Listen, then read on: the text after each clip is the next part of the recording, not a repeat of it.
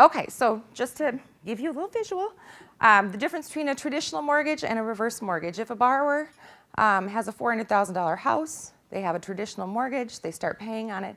After 30 years, yes, they will pay it off and they will have lots of equity in their home. On a reverse mortgage, if they choose not to, they're definitely giving up some of that equity in the home when they sell the house.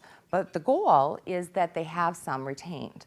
So that's why our loan to value, the amount that we can actually lend on a reverse mortgage, is more conservative than a traditional mortgage.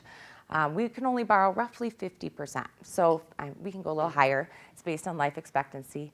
But that's really to retain some equity, because what we're seeing a lot of is young retirees put a reverse mortgage in place to eliminate their current mortgage payment, right? Just refinance out of that payment and say, okay, now we, can actually save ourselves $2,000, $3,000 a month.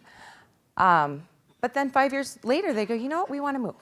Okay, so they can sell that reverse mortgage or sell that house, pay off the current reverse mortgage, and now they can use a new reverse mortgage to purchase the next property.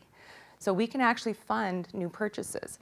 So I'm going to give you some case studies to think about later about that, but there's definitely ways we can help retain portfolio assets with this purchase product. Okay, medical assistance will hold that life estate open and may attach a claim against the value of that life estate for services that were provided to that individual, okay?